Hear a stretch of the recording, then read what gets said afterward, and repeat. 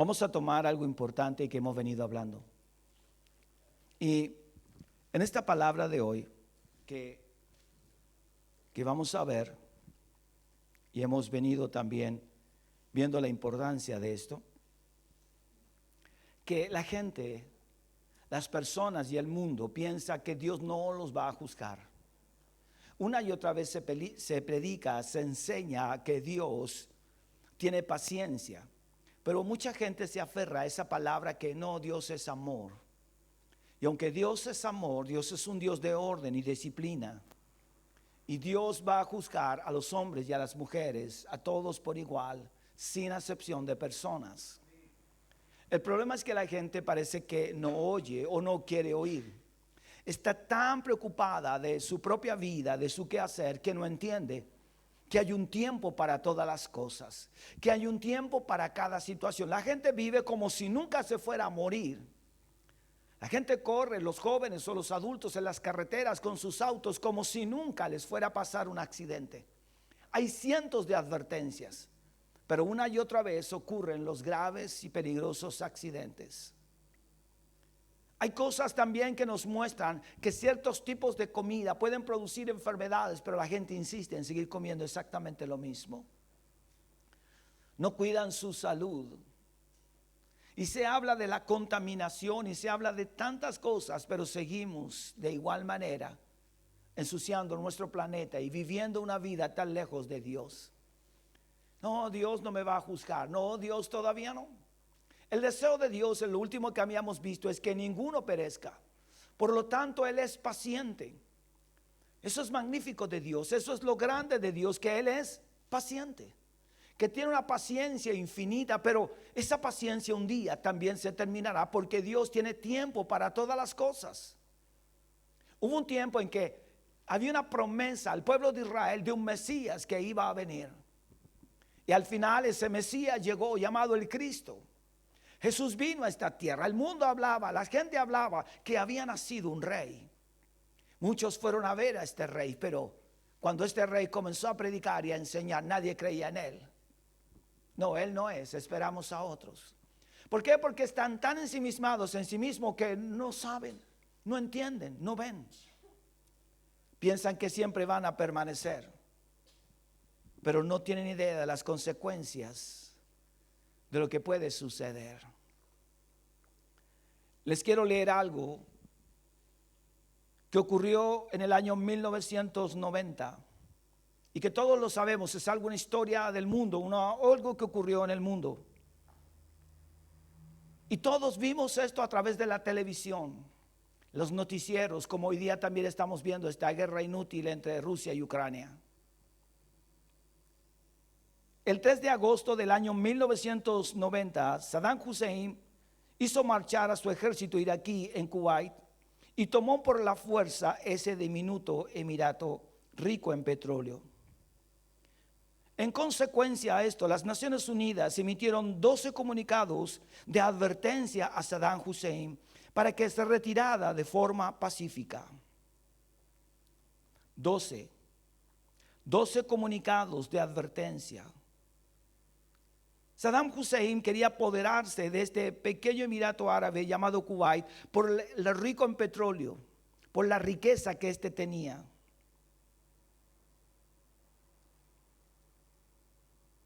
Dice,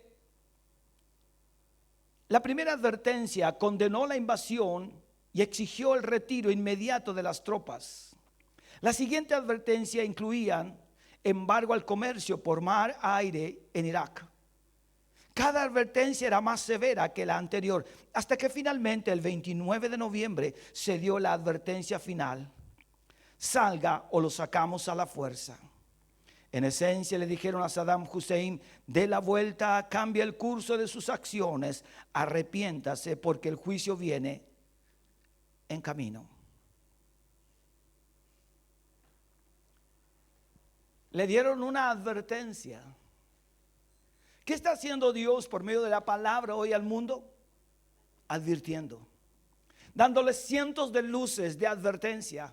La pandemia hace muy poco fue una advertencia. La guerra hoy es una advertencia. La hambruna en algunos países, La huida de cientos de miles de personas que están saliendo de sus hogares, de sus países, para buscar una mejor oportunidad, huyendo a países, cruzando selvas, siendo engañados por hombres inescrupulosos, pagando grandes cantidades de dinero para que lo lleven por medio de la selva peligrosa, donde muchos mueren.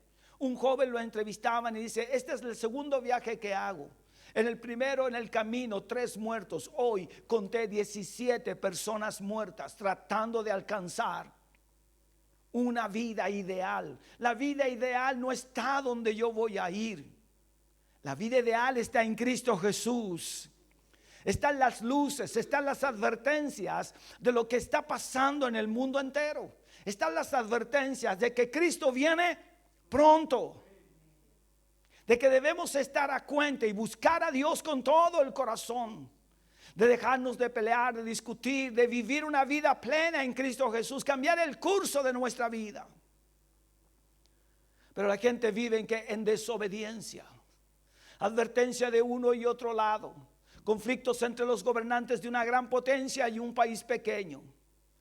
Nunca llegaron a un acuerdo. Al final el otro tomó las armas y dijo: está bien, usaré el poder. Pero ¿qué ha logrado? Solo muertes innecesarias, muertes inútiles. Jóvenes que tuvieron que salir de sus casas, sus hogares, su entorno familiar. Pérdida de madres que perdieron sus hijos, tanto pequeños como adultos. Y otros hombres adultos que también decidieron ir a la guerra para defender a su país. Eso nos está diciendo que Dios es justo, pero que Él viene pronto. Que su palabra es preciosa, que nos advierte de todas las cosas que van a ocurrir en el mundo entero y que ya están ocurriendo. Pero parece que la gente hoy no quiere entender.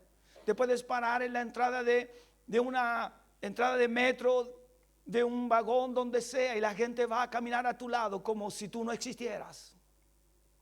Se habla a la congregación y a los hermanos: busquen al Señor, vengan estos días a la casa del Rey.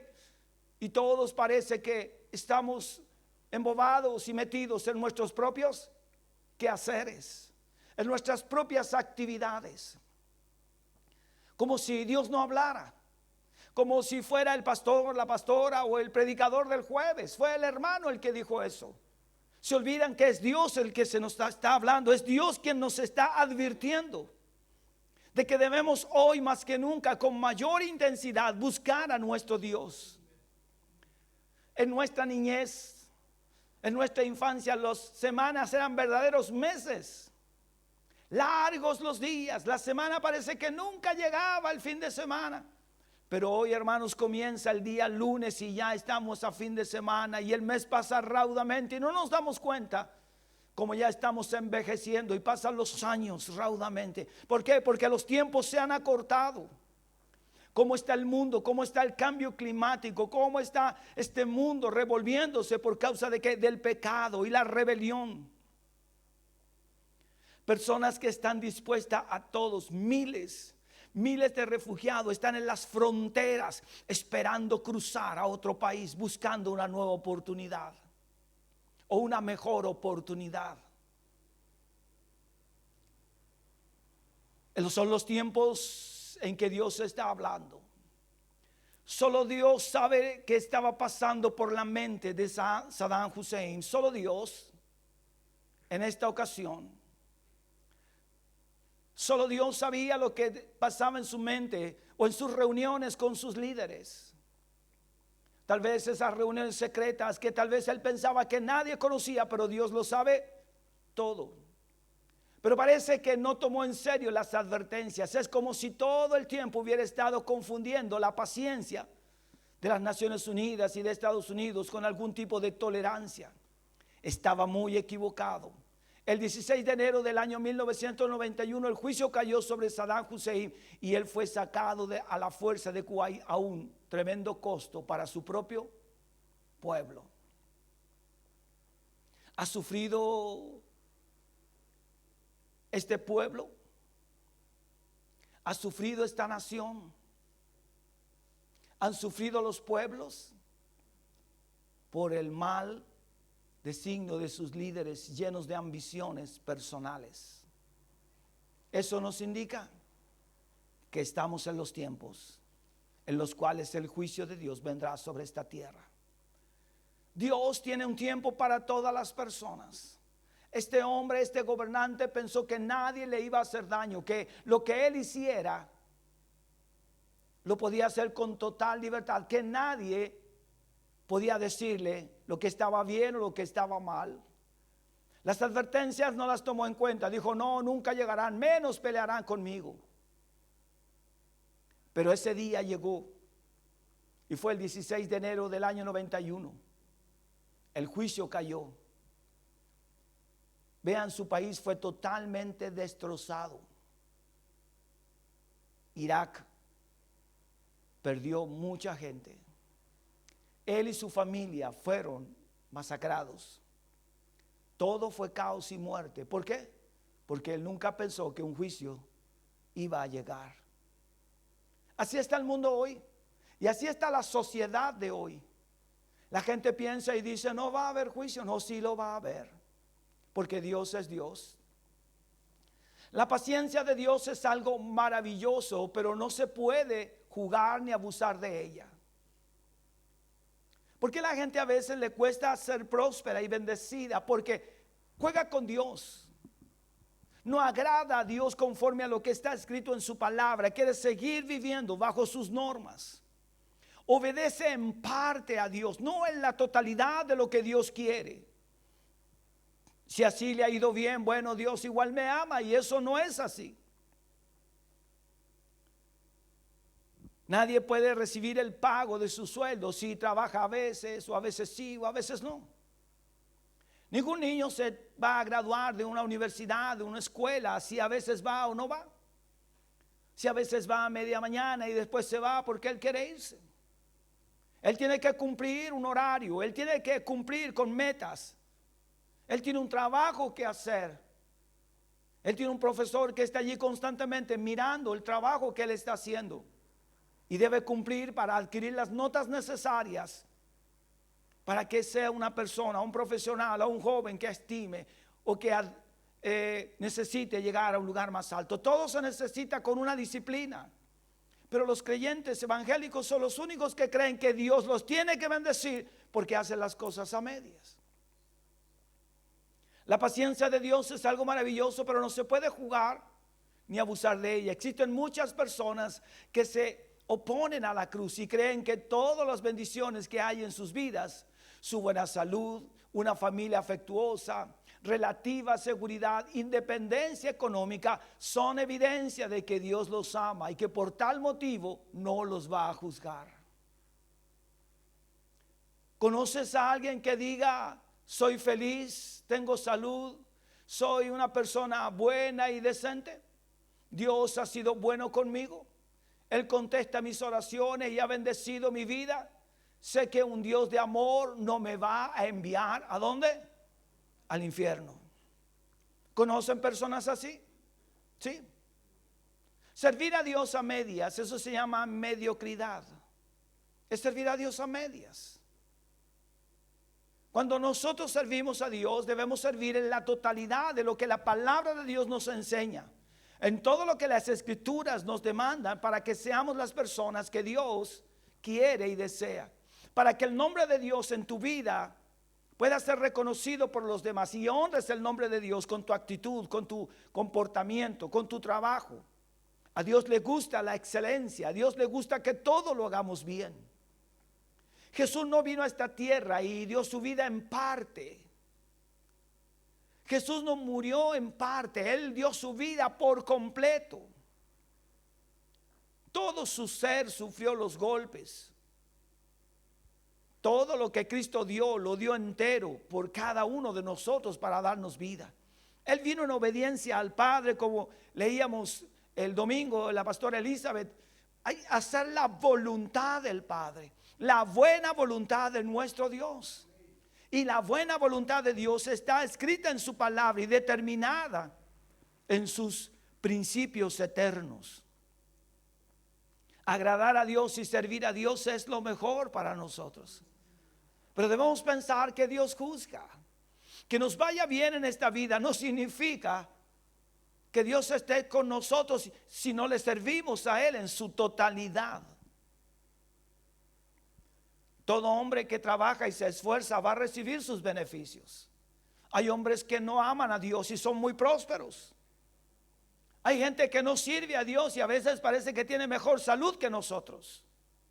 Pero eso no significa que Dios le ama y no le juzgará. Dios no ama sus acciones. Dios ama al hombre, pero aborrece las acciones pecaminosas de cada hombre. Dios quiere que todos nosotros vengamos a Él y le sirvamos con integridad de corazón. No le sirvamos a Dios a media, sino en la totalidad de la palabra. En el libro de Romanos capítulo 2 versículo 4, el apóstol Pablo dice: a esta clase de personas, o menospreciáis la riqueza de su benignidad, paciencia y longanimidad, ignorando que su benignidad te guía al arrepentimiento. Pablo dice: no podemos ignorar ni menospreciar las riquezas de su buena voluntad. Dios es bueno.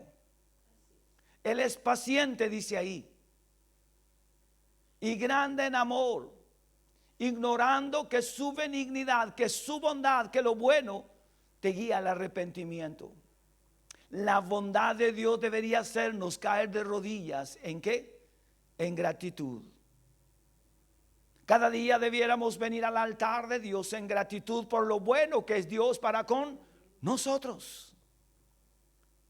Señor, estoy delante de ti con gratitud porque tú has sido bueno, porque tú has sido generoso con mi vida, porque tú me has dado aliento, nuevas fuerzas. Padre, yo te necesito. Gracias. Ayúdame a servirte con todo mi corazón, a vivir de acuerdo a tu palabra y aprender más de ti, Señor. Señor, quiero que tu palabra penetre en lo más profundo de mi ser. Dame la sabiduría para que cuando tu palabra sea enseñada o cuando lea en casa, me abras el entendimiento, pueda yo comprender y entender tu poderosa gracia sobre mi vida. En lugar de oponer resistencia a la cruz, porque pensamos que las bendiciones de Dios en nuestra vida son la prueba de que no la necesitamos. A veces la gente piensa: y no necesito a Dios si lo tengo todo. Pareciera que lo tienen todo, pero no tienen lo más maravilloso, que es la vida de Cristo dentro de ellos, la vida maravillosa del reino. Claro que sí deberíamos echarnos a los pies de la cruz e implorar que la sangre que fue vertida allí por nuestro pecado se aplique a nuestra vida y rendirlas a aquel que nos amó tanto, que murió en nuestro lugar. Si hoy tenemos un lugar de privilegio en el reino, no es por méritos. Fue el gran amor de Dios, fue la gracia, fue la benignidad de nuestro Dios y Padre, que en Cristo Jesús nos vino a dar vida y vida en abundancia. Nos preparó para una vida nueva, nos preparó para darnos todo lo que necesitamos. Cristo lo hizo posible. Cristo nos redimió, nos levantó y nos renueva día tras día. Por eso Pablo dice a esa clase de personas como una pregunta: ¿o menosprecian ustedes la riqueza de su benignidad?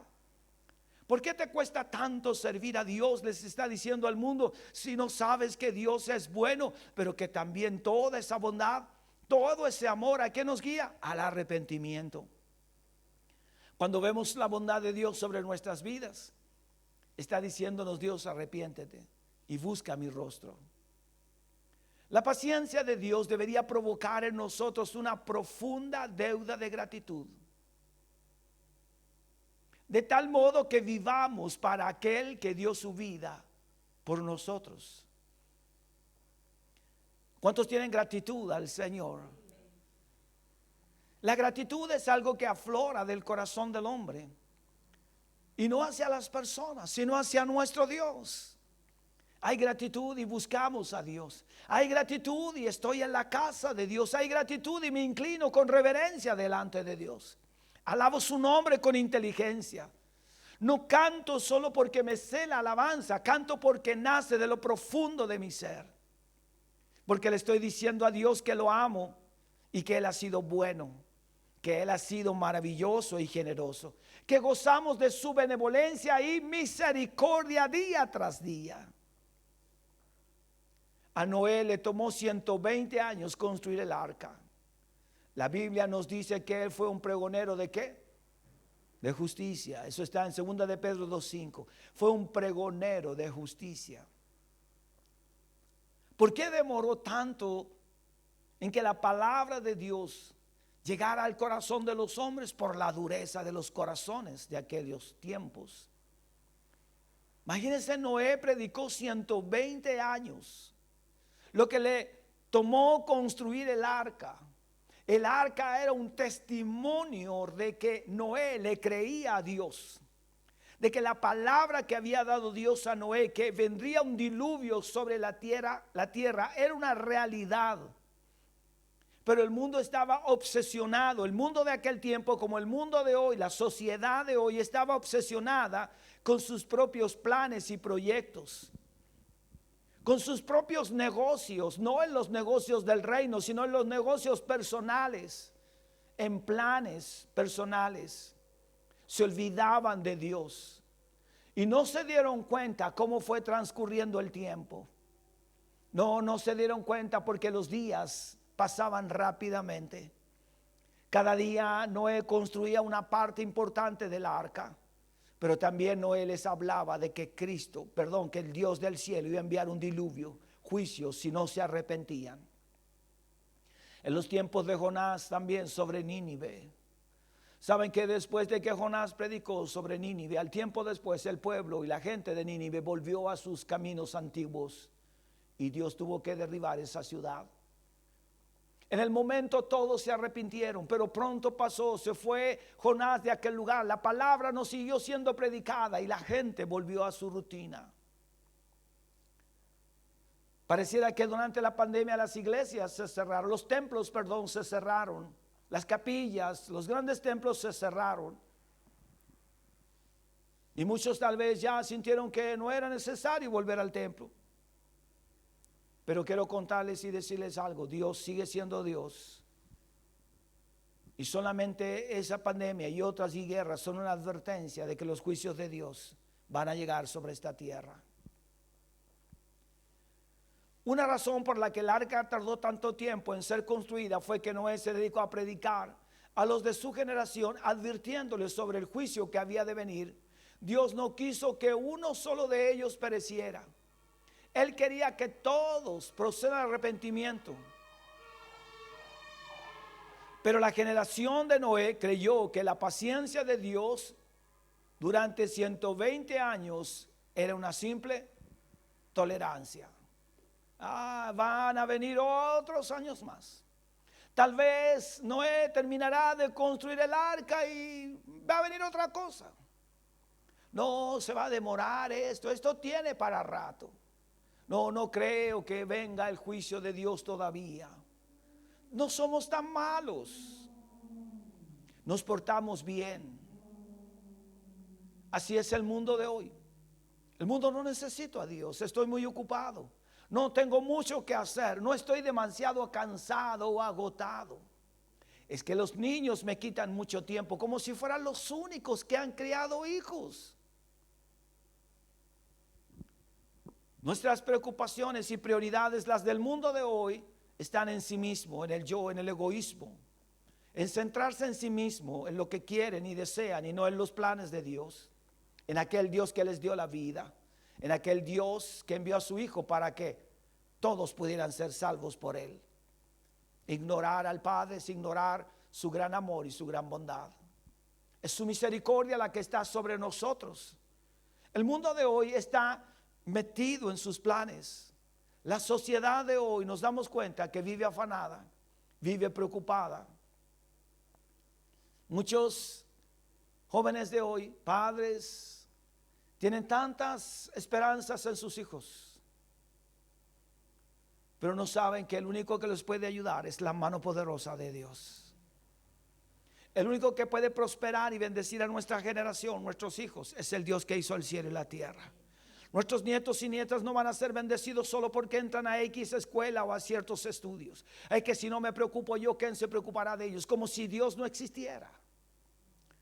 Le damos más oportunidad o más valor o más interés a las cosas de este mundo que a las cosas del reino. ¿Saben? Pueden tener a la hija o al hijo estudiando toda una tarde para que aprenda una materia, pero no se sientan con ellos a estudiar la palabra, o los llevan al templo para que escuchen la palabra de Dios. Hay prioridades en la vida que se han perdido. El mundo está así y parece que de repente también la iglesia, la familia van cayendo en esta misma rutina. Nos olvidamos que el poder está en Cristo, que es Dios el que abre puertas, que es el Dios el que bendice. No sirve que un hijo, una hija o un nieto gane la riqueza de este mundo si se va a perder. ¿De qué sirve tener y ganar, dice la Biblia, todo el oro del mundo si vuestra alma se va al infierno? ¿Por qué? Porque consideramos que no, todavía no, Dios no viene todavía. Muchos lo tienen por tardanza, pero Él va a volver, Él viene, Él tiene paciencia, pero esa se terminará. Lo que pasó con Noé fue una muestra de cómo el mundo vive y cómo el mundo sigue viviendo hoy, y en todas las generaciones ha ocurrido exactamente lo mismo. Hermanos, la iglesia no puede retroceder, tiene que avanzar. La iglesia no se puede detener, tiene que seguir caminando. Tenemos como padres y abuelos seguir haciendo los más grandes esfuerzos por los que están a nuestro alrededor e inculcar y decirles: tienen una responsabilidad mayor, que es la del reino. No hay objetivo más grande que tener a Cristo en el corazón. ¿De qué sirve ganar este mundo si se pierde la vida del hombre? Es más valiosa la vida eterna.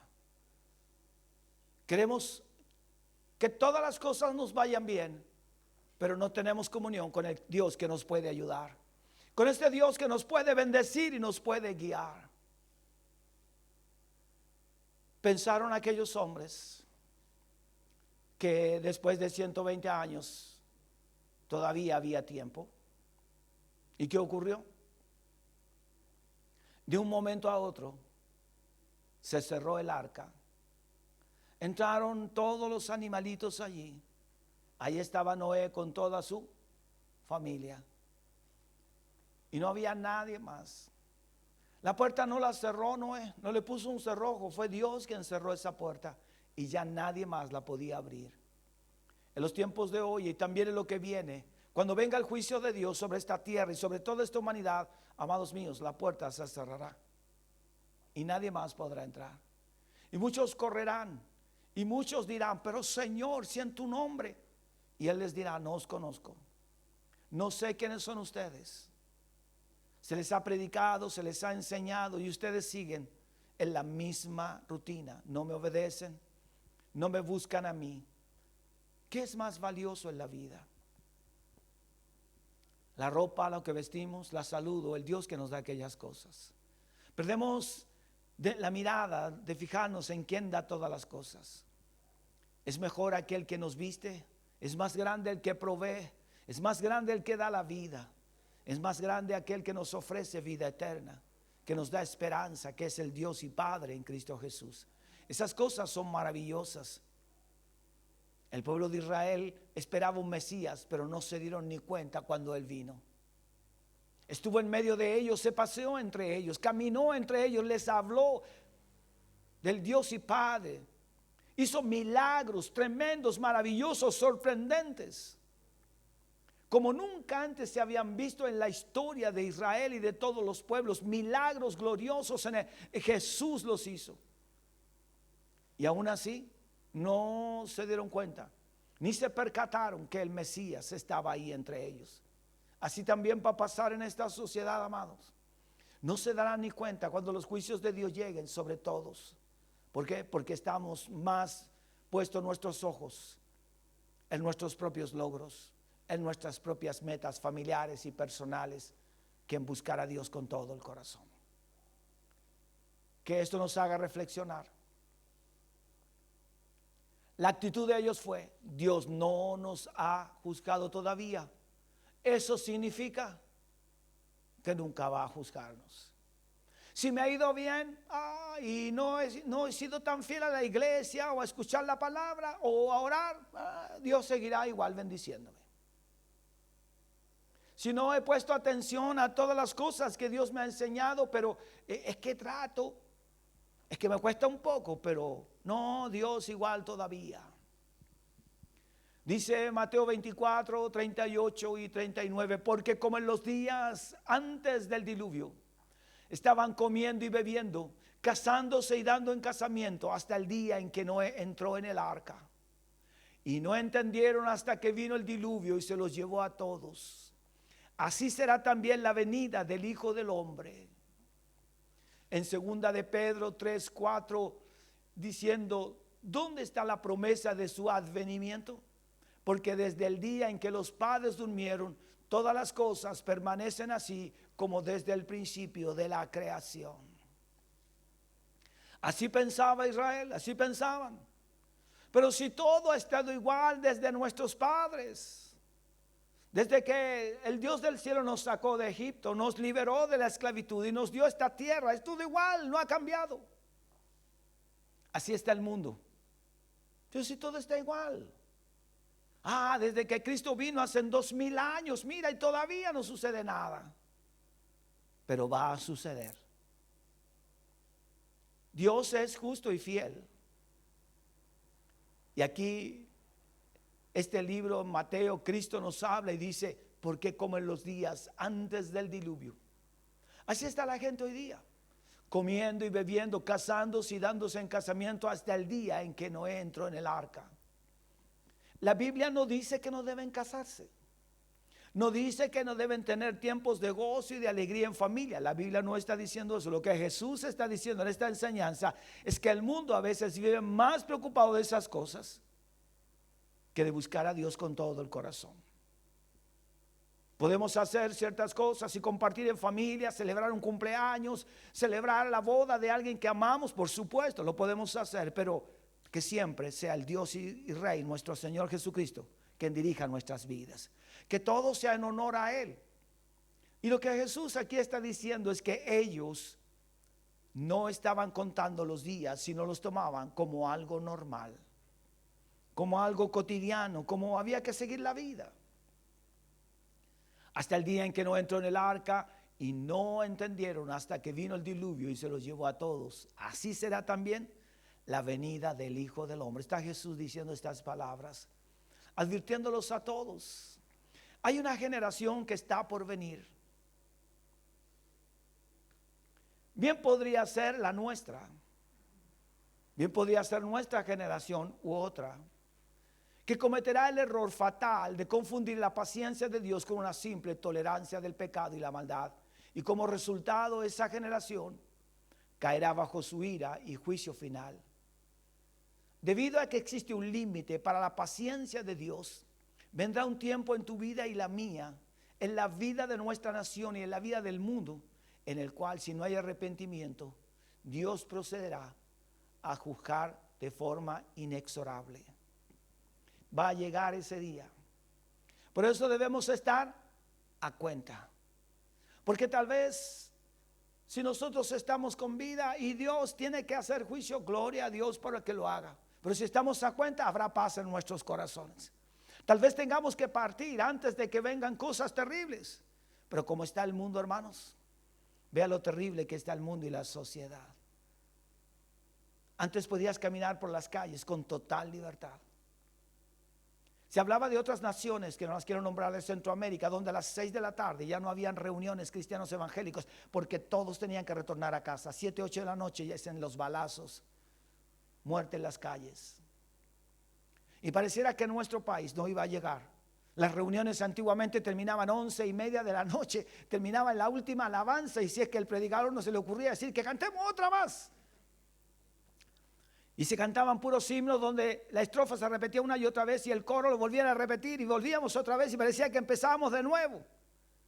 Y yo lo recuerdo cuando retornábamos a casa, llegábamos muy tarde a casa, a veces 11, 11:30, hasta 12 de la noche después de la reunión, porque se ponía a conversar los hermanos, parecía que nada iba a terminar. Y hoy, hermanos míos, miren, vean nuestro país, qué sucede a las 7, 8 de la noche.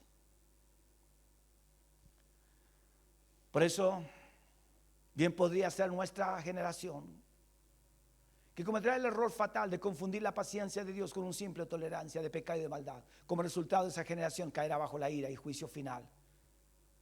Existe un límite para Dios, para la paciencia. Vendrá el tiempo para todos nosotros, para nuestra vida, para nuestra nación también, la vida para el mundo. Si no hay arrepentimiento, Dios procederá a juzgar de forma inexorable. Esperamos que todos podamos reflexionar sobre esto y orar al Dios del cielo, para que Dios haga recapacitar a los que amamos y vuelvan a Él con todo nuestro corazón, para que amen a Dios y le busquen y sepan que Dios es justo y que hoy nos da Dios una nueva oportunidad. Dios la da hoy y cada día Dios nos da una nueva oportunidad. Oremos al Señor. Padre, gracias por tu fiel amor.